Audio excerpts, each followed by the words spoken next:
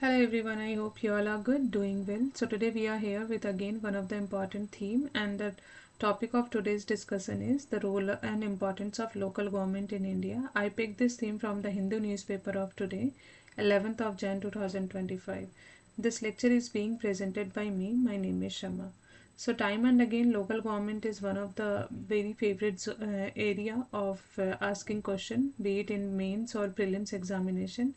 And in today's newspaper of the Hindu, there is a one important case which is mentioned here. The name of the case Suresh Mahajan versus State of MP, in which Supreme Court has highlighted, or Supreme Court has given its judgment that delimitation cannot be made as an excuse for not conducting election at the local level. So let's see, we are going to see further about this topic. So every time and again I emphasize that we should connect our material with our syllabus and previous year question paper theme.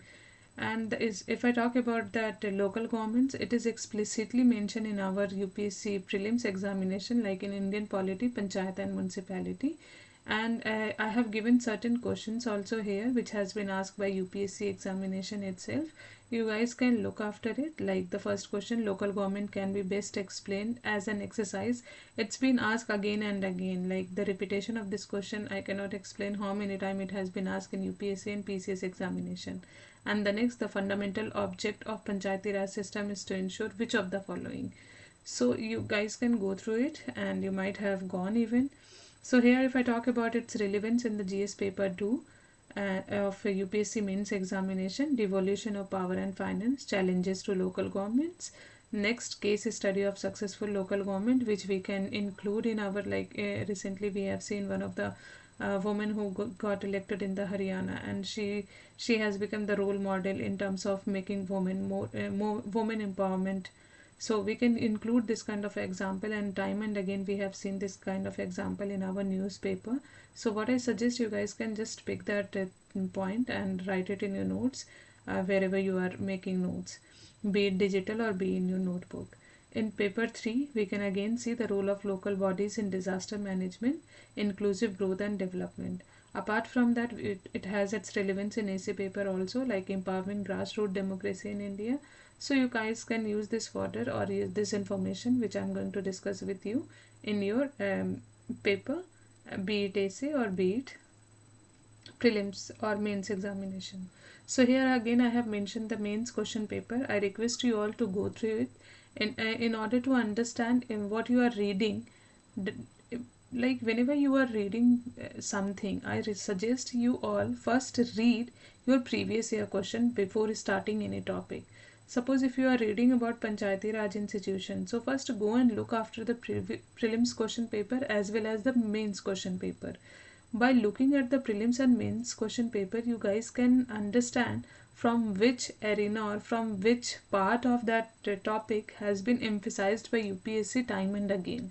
So when you are reading your material, you guys can think whether your material is covering that topic which has been already asked by UPSC or not. And after reading that point, again go back to your previous year question paper and see now you can solve it or not. So this is how you can make your study more effective. So this is one of the way in order to like how one should study during competitive examination. So you guys can go through this previous year question paper. Nothing, I'm not going to discuss it, but whatever material we are going to discuss further in coming slide, that's going to cover this all. So let's talk about the local government in India. The concept of local government in India is not new. Like we have seen during the Vedic region also, we have Sabha Samiti. During the Chola Empire also, we have seen the local government has a lot of impact on the life of people. So here we are seeing that local government is what? It is the grass governance at the grassroots level, where the people and the government has a direct connection with each other. Like today we, like how many of us know our MLA and how many of us directly can visit them. So no, we cannot do that. But when we see at the local level, gram panchayat level, there is a possibility, like every time they have a, like who all people are constitute the gram panchayat.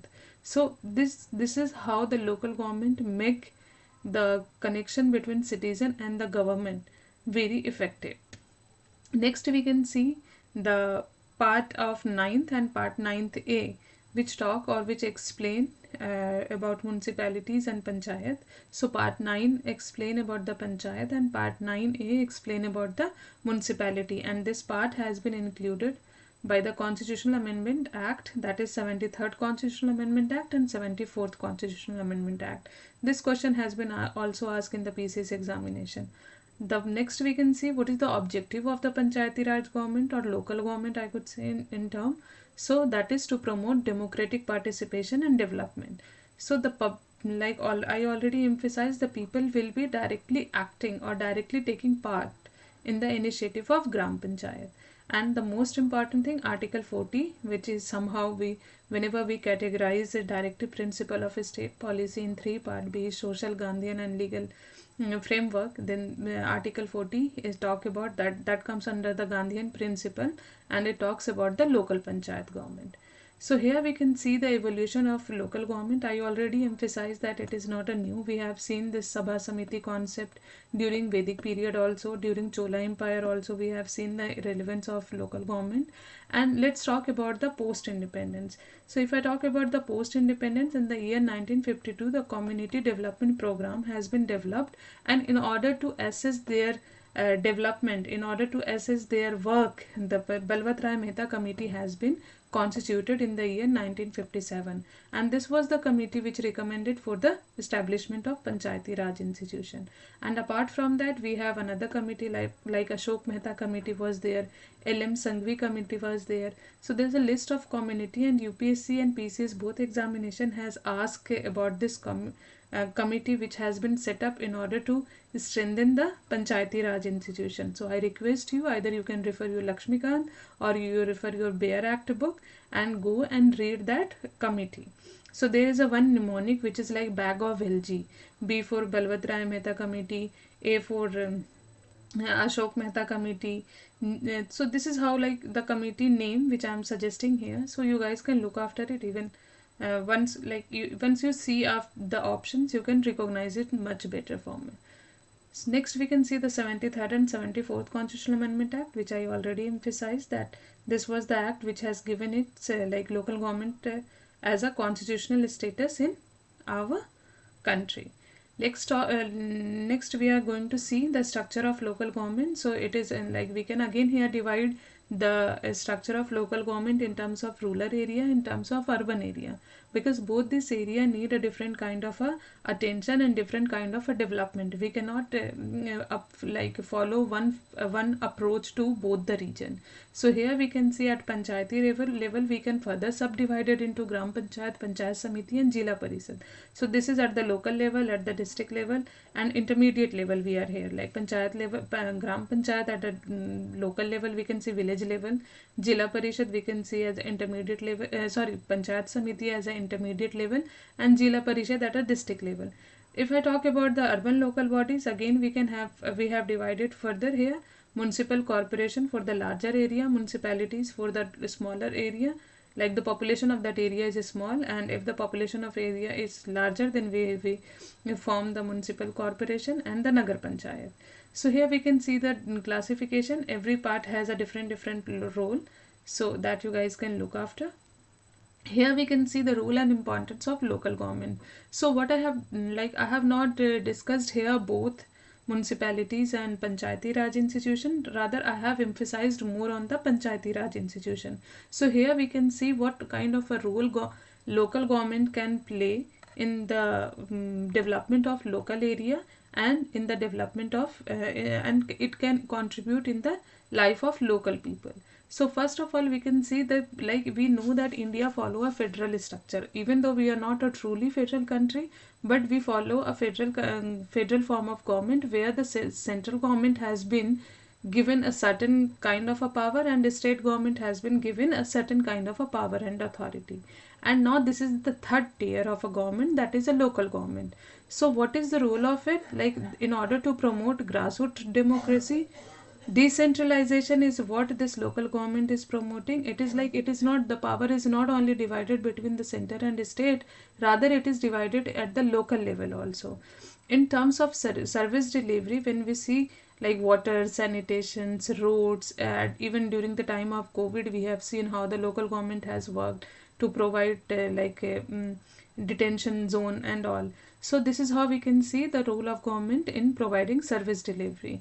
Economic development is another, like in terms of planning and implementation, like local people know better what is their demand and what they need in order to develop their area. Next, we can see during the disaster management, whenever any kind of a disaster take place, naturally or due to natural or anthropogenic reason, the local government is um, um, first like point to be connected, and the first people who are ready to help in order to tackle this disaster management. If I talk about the importance, we can see how the local government has given boost to the women empowerment, because in the there is a provision in our 73rd Constitution Amendment Act which provide 1/3 of reservation to the women. So this is how, like, providing reservation has given a kind of a another, like it has provided the spine to the women in order to stand on their own feet and in order to have their stand in the government policies also. Next, we can see the planning and development. The role of local government is very much important, I emphasized already, and they give voice to the local demand. So whatever demand of local, every local region has a different demand. Every state and every corner of a state has a different demand. So in order to fulfill that, we need we need a robust local government to fulfill that. Next, we can see, like, it's a kind of a promoting inclusivity, like participation of marginalized group is what is promoted here. Like, if further we are going to see the provision, like Panchayati 73rd Constitutional Amendment have two provision. One is compulsory provision, another is voluntary provision. So in compulsory provision, it has been mentioned that women and SC/ST, like women should be given reservation, a 1/3 reservation, and SC/ST should be given reservation according to their population. So this is how they promote inclusivity also. Efficient resource utilization, bridging the gap that is between citizen and state. So local government are more close, and people of local area are more close to their local government or local bodies rather than with the state. And accountability, no doubt, it is like local level government are directly answerable to their local population, because they have to face time and again every 5th year, or before that even, they have to face election if in case it dissolve. So this is what we have seen here. Now let's talk about the silent feature of 73rd Constitutional Amendment Act. As I mentioned, there are certain voluntary provision and there are certain compulsory provision, and UPSC has asked a question from this provision also in prelims examination. They have given 4 options and they have asked you to point out what are the compulsory provision. If I talk, like, the first compulsory provision is organizing Gram Panchayat itself is a compulsory provision under it, and having 3 tier of government. Another, we can see at every level in compulsory provision, at every level the election should be held in a direct form. So in compulsory provision, the direct election provision has been mentioned. Apart from that, it has also mentioned 21 year of minimum age in order to contest the election. The next point which has been mentioned in the compulsory provision, like I already mentioned, the reservation, 1/3 reservation to the women, and SC/ST reservation as per their population. Apart from that, it also mentioned for the establishment of a state election commission, state finance commission in each state. Apart from that, it has in compulsory provision, it has also, like, mentioned about the tenure, 5-year tenure should be to the each government, and if there is a devolution of local government before the completion of 5 year, the election need to be held within 6 months. It is mentioned as it is in the constitution under the compulsory provision of 73 Constitutional Amendment Act. So in today's article also, the Tamil Nadu government somehow, like in the article which I was talking about, the Tamil Nadu government is somehow trying to delay or trying to avoid the election of local government. So but the compulsory provision of 73rd Constitutional Amendment Act directly said, like, you have to conduct election no matter what is happening. If the election, if the if the government has been government is dissolved, the election should be held in within 6 months. and the Supreme Court judgment which I had already mentioned, you can use that also in order to the voluntary contribution, like giving presentation to the state government, also into the local government while formatting that. So voluntary features are not much, but this was one of the thing which I could remember right now. Next, let's see about the challenges of local government.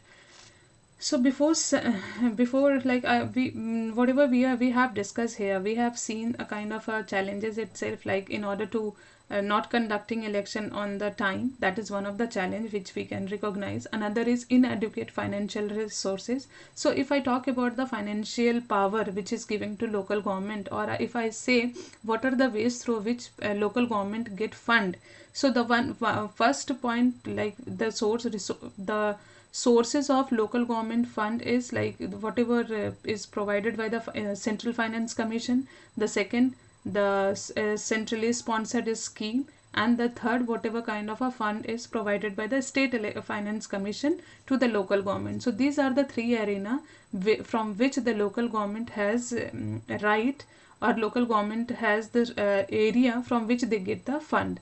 So inadequate finance facility, every time we have seen they were not given enough power to tax the commodities, and to they were not given enough financial power even to tax, and apart from that the money is not adequate amount of money is also not given to the local government in order to make the development, or in order to run the government efficiently. Apart from that, we can see inadequate devolution of function as well. Most of the state has been reluctant in order to devolve the function to the local bodies.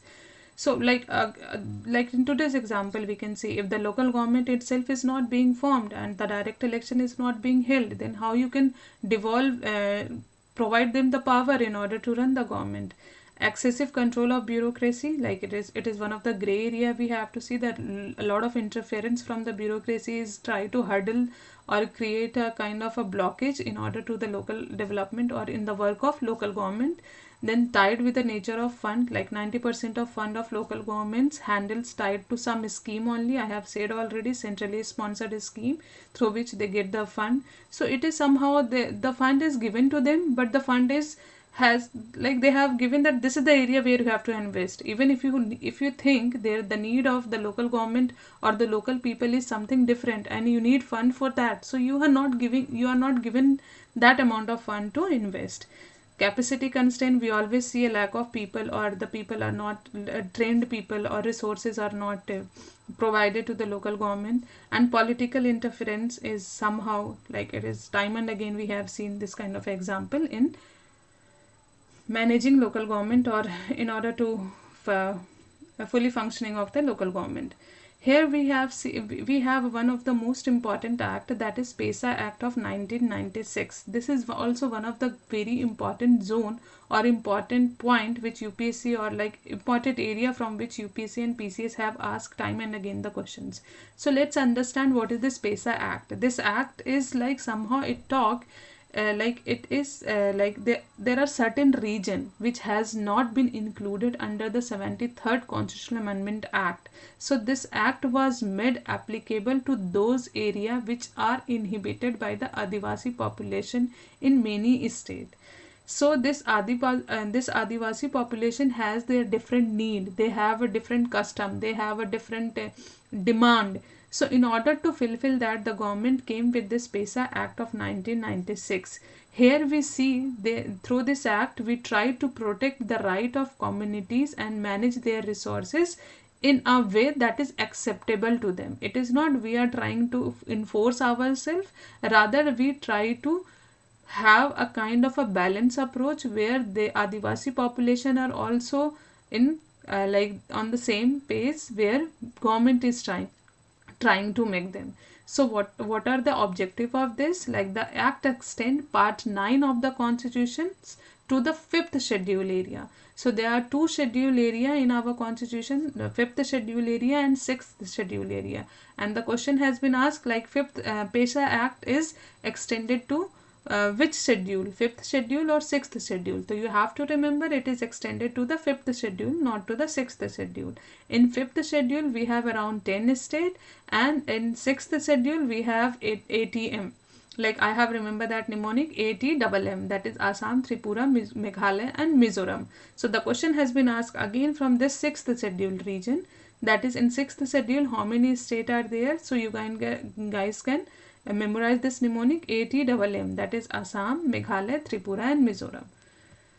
So let's see, like, what is the role of like how PESA empower government, Gram Sabha. Like, it is like right to mandatory consultation. So whenever this act is being implemented, or this act is being further extended to the 5th schedule area region, so in that region, Gram Sabha has given certain extra power, like in order to have, whenever the government is trying to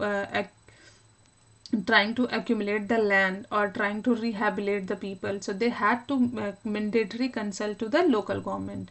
And if there is a kind of the Gram Sabha is given power in order to regulate the consumption of intoxicants, in order to have, like, they have the ownership of minor forest produce. The question has been asked again here, like the Gram Sabha has been given the power, or like has the ownership of major forest product, but it is not the major forest product, rather it is a minor forest product over which Gram Sabha has given the ownership, in order to manage the village market, in order to look after the money lending to ST communities, like they should not be manipulated, or they should not be harassed by the money lender. So these are the provision, or these are the provision mentioned under the PESA in order to empower the Gram Sabha.